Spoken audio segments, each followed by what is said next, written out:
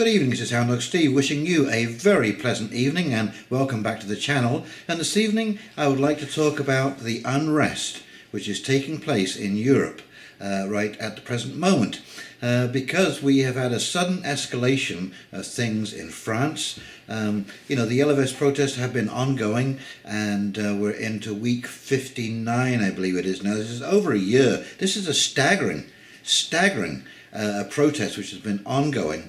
Now the numbers have died off during the summertime, which you can understand. It takes an awful lot of energy to sustain these kind of protests, but as I say, just to think that they've been going on for over a year is actually quite amazing, and I think it's an indication, along with the spreading unrest, that things are not getting better, but they are getting worse, and the longer this goes on, the more protracted it's going to be, because the effects of the lie, and that lie would be that everything is okay, everything is fine and dandy, if you've got a problem, it's your fault.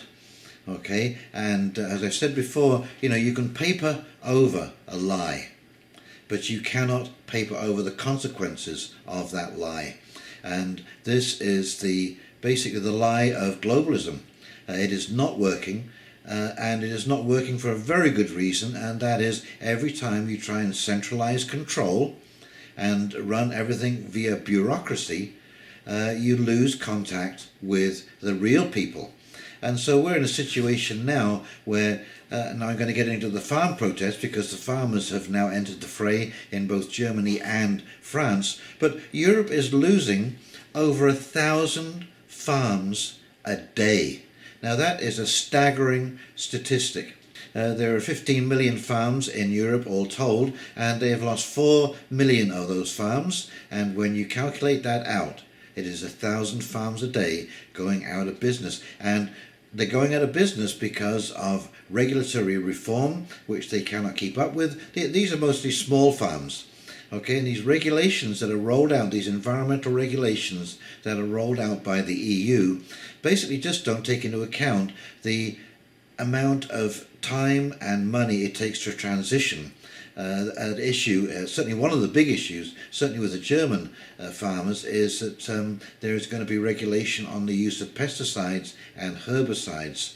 And of course, you know, they've been farming for years now using these pesticides and fertilizers and herbicides and so on and so forth as an artificial mechanism. And of course, they're hooked. So as you can imagine, transitioning from one kind of farming to another, you know, from traditional farming where you're using pesticides, herbicides, fertilizers, which are all oil-based, by the way, and of course heavily influenced by the cost of oil, these farmers can't do this overnight. And so these regulations have come in, and they're basically insisting that these farmers change their whole way of doing business without taking into account, as I say, that transition period. So you have the small farms being wiped out by regulation, and the large farms being wiped out by regulation. Different kinds of regulations, of course, and of course it's far easier to have more of an organic type of farm on a much smaller scale, because it is labour intensive. And of course this is where these large farmers are running into trouble, is that you just need an awful lot more people to manage that kind of food production. And of course the food production is not going to be as good as it was, or as large as it was with traditional farming. You know, I hate to say it because I am an organic gardener myself, but you know, these large industrial farmers produce an awful lot of our food. And so they're in the tractors, they are basically jammed up Hamburg. The French farmers are also in their tractors. They're complaining about unfair competition. And on top of that, there has been a general strike taking place because of pension reform, which Emmanuel Macron has taken on. And of course, you know what's going to happen with pension reform. Everyone is going to get a little bit less. You know, the foolhardiness of these regulations and these reforms, and basically the tone deafness of these people is absolutely staggering. Okay, and if you want to know what governance is going to look like, look no further than Europe. And these protests are only going to grow because the underlying problems haven't been dealt with, and that is people cannot afford to pay their bills anymore.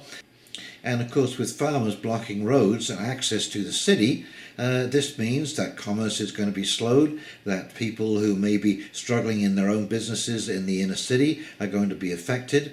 And of course, if the cost of food goes up, which there's every chance of happening over this farmers' strike, you are going to see an awful lot of unrest in all of the cities across Europe. It is a potentially very dangerous situation going on here, and as you'll see when we go through these articles, you'll just see how tenuous this is. Okay, so let's go take a look at those articles, then we'll come back and I'll do a quick wrap up. Okie dokie, here we go. And this from the New York Times: France's weekend of discontent. Yellow vest and pension protesters gather. Few trains were running and most Paris metro lines were closed in the face of a strike and a long-running protest. Yellow vest protesters marched in Paris on Saturday, which also saw annual union demonstrations. One protest movement started a year ago in France and drew hundreds of thousands at its peak to roundabouts across the country in angry yellow vest demonstrations against planned increases in gas taxes.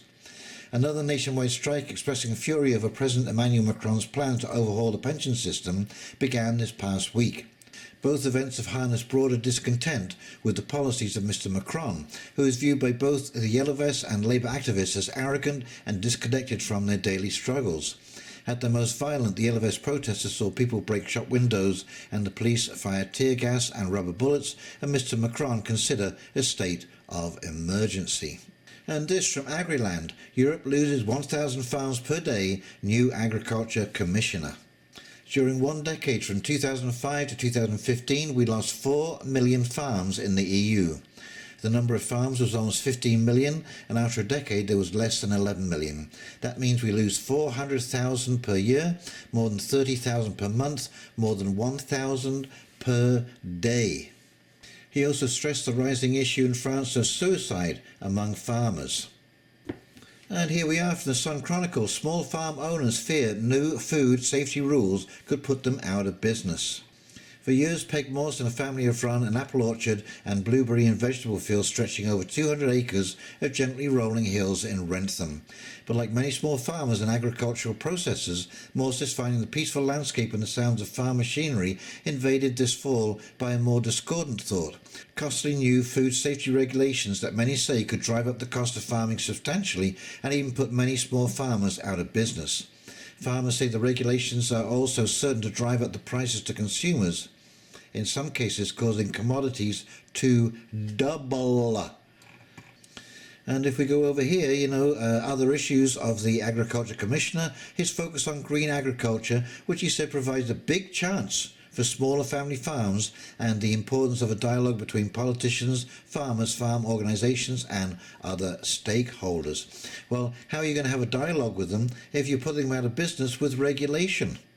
And this from Summit News: German farmers block Hamburg in revolt against globalist environmental regulations. German farmers are blocking roads in Hamburg with their tractors to protest against environmental regulations as the rural revolt against globalism spreads across Europe. 4,000 tractors arrived in Hamburg yesterday in a massive rebuke to what protesters assert is government's bullying amidst efforts to impose a Green New Deal-style control measures. The rules which are coming from the German government are so hard for us that we can't work on our farms, Klaus-Peter Lucht, Vice President of the Regional Farmers Association, told RT. We can't make good crops, we can't have good fodder for the dairy cows. The kilometre-long convoys of tractors caused considerable traffic disruption across the city, according to authorities. Hamburg is just the latest site of a rural revolt against globalism that is sweeping Europe. Last month, thousands of Dutch farmers descended on the Netherlands capital to protest against the government proposal that livestock production be slashed by up to 50% in the name of preventing global warming. Demonstrators were angry that the same restrictions that they may be hit with will not apply to the aviation industry. French unions turn up heat on Macron reform by extending strike. French President Emmanuel Macron's ability to deliver his pension reform is being tested as labour unions extended the strike until Monday. More than 800,000 people demonstrated across France, including 65,000 in Paris, according to the Interior Ministry.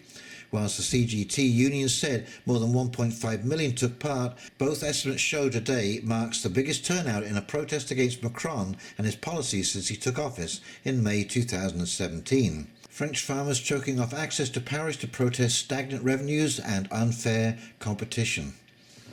Rumbling 2x2 down the ring road, disgruntled French farmers drove their tractors towards Paris on Wednesday, November 27th, to protest stagnant revenues and what they say is unfair competition.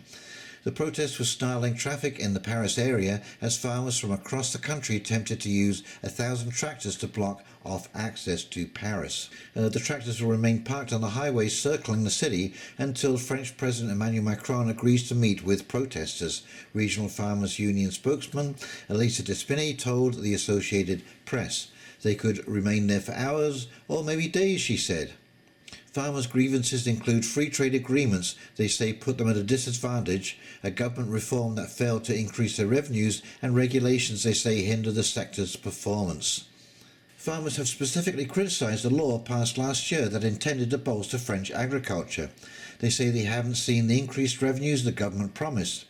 They have also condemned agri-bashing or perceived public hostility towards farmers, particularly from those who have criticised their use of pesticides and treatment of animals. We are the first to be careful with our future, to think about our health, the health of our children, about animal welfare, he added. The demonstrations in France follow similar protests in Germany on Tuesday, when some 10,000 farmers drove 5,000 tractors into Berlin to protest the German government's agricultural policies. Farmers in the Netherlands clogged highways last month to decry what they say was unfair blame for nitrogen pollution in the country.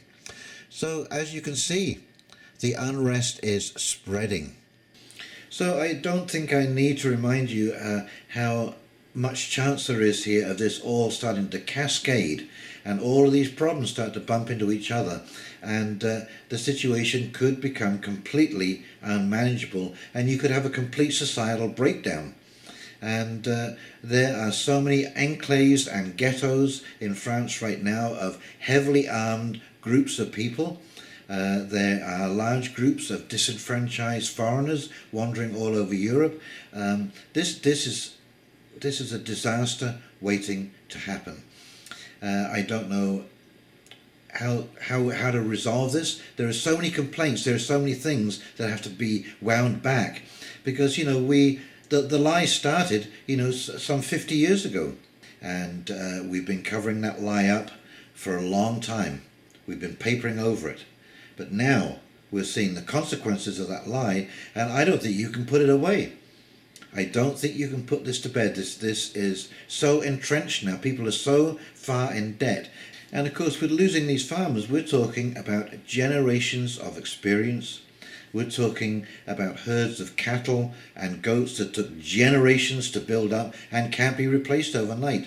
And that's the really unfortunate and scary thing about this situation, is the things that are being undone right now. These are the core supports of our society, and they can't be put back together as easily as they were undone.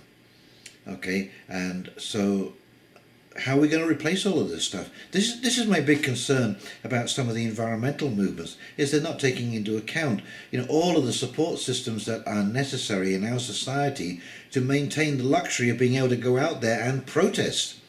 If we didn't have the systems in place that we do today, as bad as they may be and as corrupt as they may be, we wouldn't have the luxury of having the time to make videos for YouTube. We'd be just too busy trying to put food on the table and survive in a subsistence kind of economic landscape. So bear that in mind as we're taking apart these systems. Bear that in mind. These things will not be easily put back together again. And like I say, once these things start to come undone and start to cascade and bump off each other, this could happen very, very quickly indeed.